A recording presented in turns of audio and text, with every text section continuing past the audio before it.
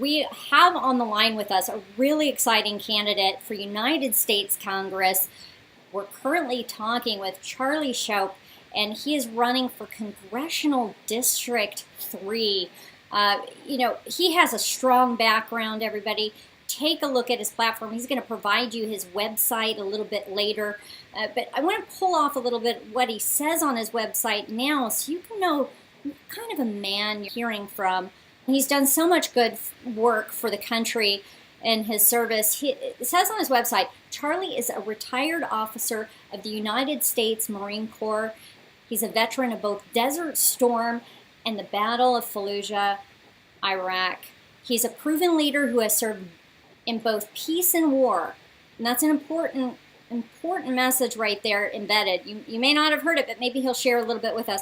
In both peace and war, Charlie firsthand understands the importance of our nation's defense, the needs of both of our veterans and the needs of our active duty military. Another note that I want to mention about Charlie is that he is a fourth generation Yolo County farming family. That his background is in agriculture, and he has extensive knowledge and schooling to back that up. He's really a strong candidate. We can't wait to hopefully send him to Washington, D.C. and knock a little sense into the corrupt politicians out there. And one last thing I'm going to pull off of his website is Charlie says enough is enough. And he doesn't mind saying it. He's a brave man. Thank you for coming on the Erin Cruz show, Charlie. Well, thank you for the great introduction, and it's an honor to speak to you today. It's true. I served 28 years with the Marine Corps. I retired in 2009 as a lieutenant colonel. Yes. I was working for Students for Reagan up at Chico State, politically active in 1980, and Ronald Reagan got elected president. So I had to make the choice of going home and farm or serving my country, and my father had served in the Korean War, so I decided to sign up to the United States Marine Corps, and I spent 28 years off and on going all over the world with them. It's a great bunch of people. That is wonderful. And you're a family man. You have a beautiful, lovely wife. I met my wife in Korea. Right. It's amazing. When you meet the right person, you know almost immediately. And I was later in life. I was 48 years old. I'd never been married, and I met her and go, wow. It just knocked my socks off. I had more fun with her than I think I've ever had with anybody. She is the joy of my life. Right, and she's brought you, to the place where you are now, where she's supporting you. I've seen pictures. Many people are going to go look at your website when they're, after we give them that, and they're going to see photos as well. Just a light. She's a light, and she's there, and she's supporting you. You have parade photos. You're really working hard to get out to the community there. What is the reception of the people to your candidacy? Well, it's been really great, especially in the primary. When you look at the 3rd District, it goes all the way from Sassoon and Fairfield all the way up to Willows in Glenn County, over takes in Upper Clear Lake and Lower Lake areas of Lake County, and then it takes over Yuba City and Marysville, all of Sutter and Yuba counties, and it even takes in parts of Sacramento County. And I won the really whole vast. North. Yes, it's vast. And I won the whole North District. I won all the northern counties. I even won in Sacramento County, the primary. That's wonderful. But I need to work harder, and that's where we're working in the Solano and Yolo County areas, because that's where the biggest number of votes went to my opponent, who is the incumbent John Garamendi, who's been in office in the last 41 years, 38 of those years. Right. And we think he's defeatable because we think it's really time for a change in Washington, and I think the people are fed up with politics as usual. Right, they are, and I believe you're right in that the people are fed up. They're fed up with the corrupt politicians, the politics as usual, the status quo. But I believe part of that is that they see that they've had so many struggles, especially with Barack Obama in office for 8 years. Now we're now experiencing a lot of revitalization in terms of Donald Trump and his policies that he's putting forth and some of the trade deals that he's moving forward on and things like that. But the Congress is stagnant.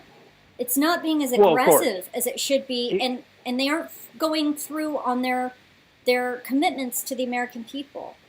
Here's what's going on. Instead of a politician as president, we elected a leader.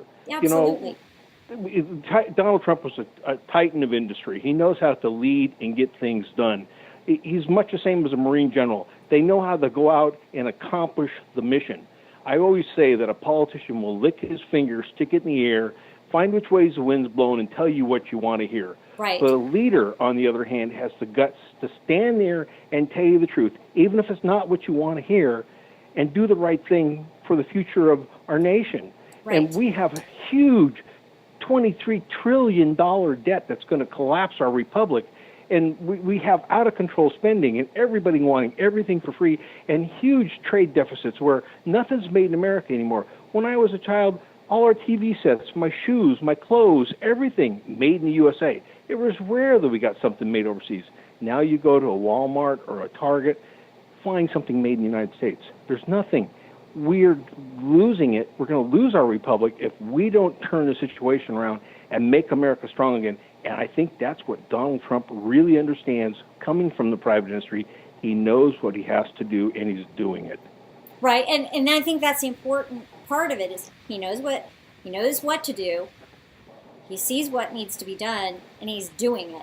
But Congress is really, really slow in terms of their response rate. So we need people like you. Look at that. The way you look at that, he's draining the swamp.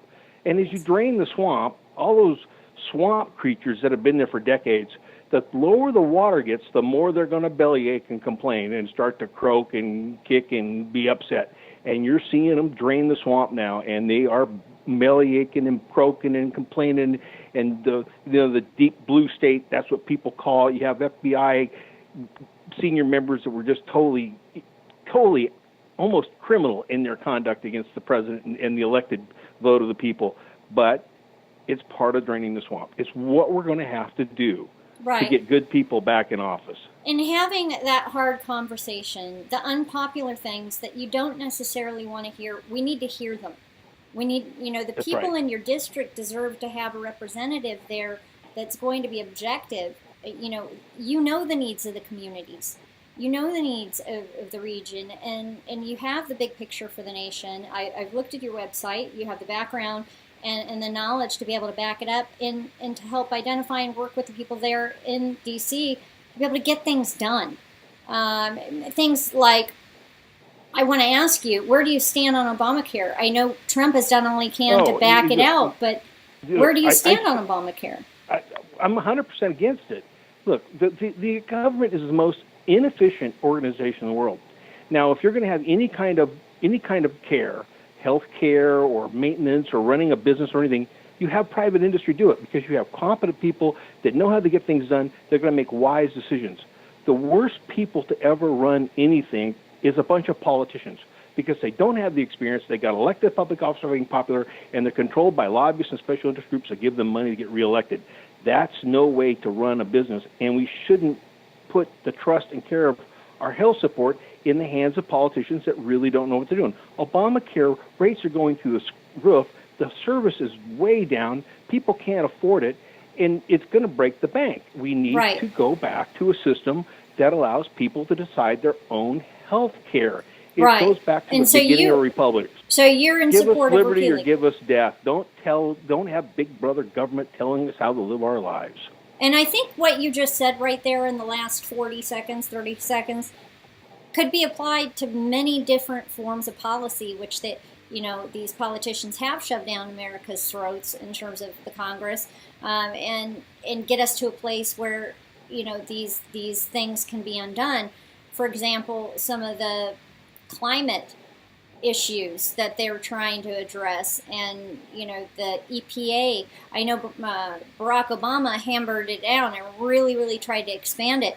Now Donald Trump is going in there and trying to do all he can to do some revisions and reductions. But people like you, where do you stand on the EPA and some of those? I totally agree. Look, the climate has always changed. It's always going to change. Greenland was green when the Vikings found it. Then in 1200 AD, it was frozen solid. We've had cold weather times. We've had drought periods. We can't play God and trying to say, well, if we tax industry this or we tax industry that, it's going to save the climate. What we have to do is be smart and realize the climate's going to change. It always has changed. It will always change. How do we do to prepare and get ready for it so that we can adjust? That is what a wise person would do. What foolishness is thinking that by putting cap and trade and taxing industry through carbon credits and then giving the money to the government so the government can spend it on high-speed trains in nowhere or tubes under the delta or other foolishness isn't going to solve anything. It's just going to collapse the California economy and hurt the whole economy of the United States, which is not what we should be doing. And I think Donald Trump and many of the other wise people understand. Right. The climate's going to change. We don't know if it's going to get colder. We don't know if it's going to get hotter. We don't know if it's going to get drier. We don't know if it's going to get wetter. We'll adjust. We'll make it work.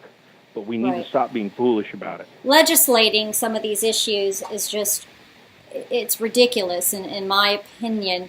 And I think what you're trying to say is that, we have to be smart about the approach to climate. I mean, it's there. It's always going to change. But, the government shouldn't get in the way of the people and start charging the people for those changes. That's the ridiculous part. And while you're on that, try being a small business in California or in the United States. Try being a farmer in California and having to deal with the government bureaucracy coming on your ranch saying how much water you can use, how much fertilizer you can use, where you can do this, where you can do that. They're just driving people out of business. And the more and more they drive people out of business, the less and less our economy is going to thrive and the less and less tax base there's going to be, so that there won't be the money to repair the roads or fix the schools or maintain our public retirement system or the other things you do, because they're killing the goose that laid the golden egg. And until we get some smart people in Washington and Sacramento to not be cajoled and controlled by lobbyists and special interest groups and political action committees, until we get people with the courage to do the right thing for the republic, we're going to suffer, and we're going to suffer greatly. Exactly. And you know what? But there is a solution. Getting those right people in place, like you had just mentioned a second ago. One of the other big problems that I've seen, I ran for United States Senate against Dianne Feinstein, and many people don't understand, unless you're running for office or are in government already, and you see the big picture, what is going on with the budget situation and the 12-part appropriations committees that aren't getting together, aren't having a meeting of the minds, and the Congress is continually putting forth these huge omnibus bills, these continuing resolutions, and big dollar ticket items, and nobody's having a conversation anymore. The 12-part appropriation process isn't there. Will you stand by the budgeting that we need to be able to get the work done and have those conversations and have reined-in spending? Because currently we're not seeing that, and the president doesn't have people there that are making those tough calls. Well, it's got to be a twofold approach. We have to stop the spending in the pork barrel and the attachments to bills that have nothing to do with the bill, so somebody can get something nice for their district and somewhere to put an attachment on there.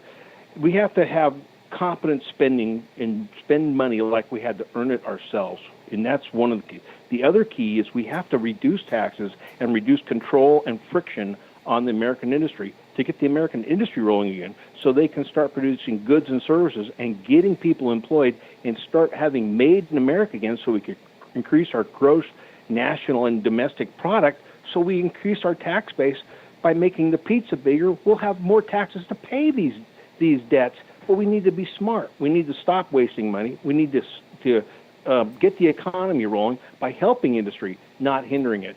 And mostly what government does, in my view, with all these bureaucracies, is hinder business and try and stifle the American dream. And that's just letting places like China and Korea and Japan and places around the world take advantage of our foolishness and send in products that are so cheap it's not funny. Case in point, I had to replace the air filter on my lawnmower.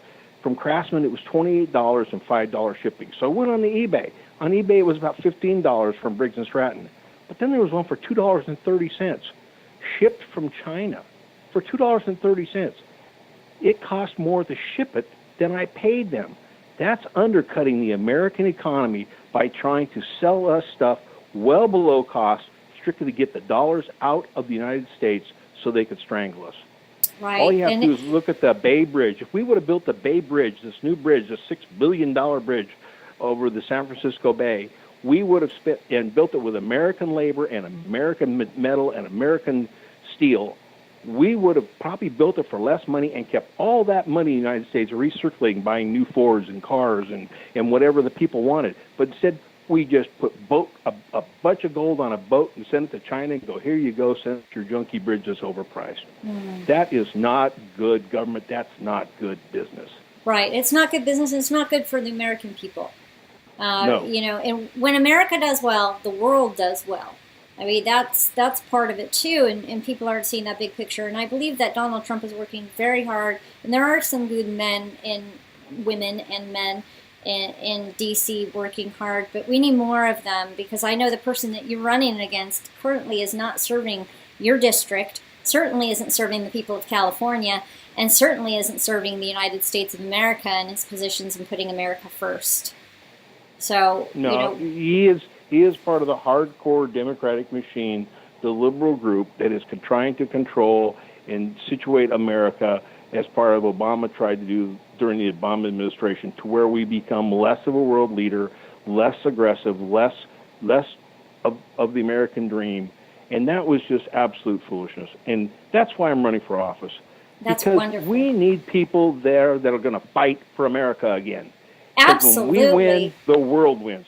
That American flag, when it shows up on a Navy task force off some dictator's shores, the dictators really quake in their shoes, because they know the American people are behind that flag, and they're not going to put up with their nonsense anymore. So how are they trying to defeat us? They're trying to defeat us through economic sanctions like China and stuff, not making their products so cheap that we can never compete, so that we collapse from within. We need to stand up. We need to fight for America again. Well, I love that. I love that. And why do I love that? Because I know you have the ability to follow through on those words. I know you have.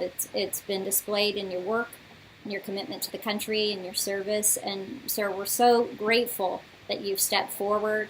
And Erin Cruz, and the Erin Cruz Show, we support you 100% in your move for United States Congress. And the people in your area need to get involved in your campaign and help you with time, talent, and treasure. Whatever it is that they're able to help you with. And you said you have a need in Yolo County. I know a couple of our listeners may be in Yolo County, and maybe there's an area that they can do some outreach for you there. You mentioned there was we're reaching out heavy in both Yolo and Solano, because those are Garamendi strongholds. And we think if the people find out about me and know the truth, they'll say, goodbye, Mr. Garamendi. It's been nice having you, but it's time for you to retire. Look, the reason I'm running for office, because I served my country all my life. When I left the Battle of Fallujah, it was time to go home after 11 months. I had just gotten married, and the first year I spent away from my wife in combat. I went to Al-Assad Air Base, and there was no airplanes. They called me later that evening and had me say, we have an airplane, you can now leave. And I got on this C-130 turboprop airplane with 7 other Marines, and there was an American flag hanging in the back of it. I thought, what is this? Then they pulled up with a Humvee, and in the back of that Humvee were 3 flag-draped American caskets. That day, 7 of us came home alive, and 3 of us came home in caskets. I sat in that plane and looked at those caskets, feeling so guilty, because I know there were young men and young women, probably not a day over 20 or 21 years old in those caskets, that didn't get to live their life, that sacrificed their life for this country. So me at 48 years old, I determined I'm going to do everything I can that their life shall not be lost in vain, and fight with all my might to put the American people back in charge of the American government. It's wonderful. That's so touching, and I'm teary-eyed. It's just, I think that the people, many of them have lost the vision of our founders. They've lost the dream, leaving the space of an oppressive, overburdening government that tells you how to worship, how to live. That's right. What we have here is the opportunity. Government of the people, by the people, and for the people, where people have the freedom to go out and live their lives and work hard and harvest the fruits of their labor, and not being controlled by excessive government or regulations, or in the case of our founding, unfair taxes. And we have more unfair taxes in this country now, especially in the state of California, than I ever could imagine I could see in my lifetime. Right. But those lives you mentioned, they're real. This happens, and it's we need to get back to the place to really understand and recognize politics as usual isn't recognizing those lives and the many others, people who've given all for this country. And sir, we're so grateful that you're running for United States Congress, and the real you have the vision. The real test is not what I've done in the past. I've done what I did. I did what I had to do. Right. The real test is, what can we do for the future? How can we make America that rising sun again, to where it's a land of prosperity, so our children and our children's children will have greater liberty and more freedom than we've had and live in the greatest country in the world. We can only do that if we have the courage to stand up and fight for what's right and not listen to politicians that are going to feel which way the wind's blowing and tell you what you want to hear to get their carcass reelected.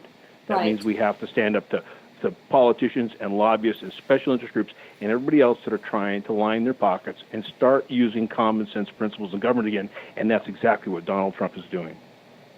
Exactly.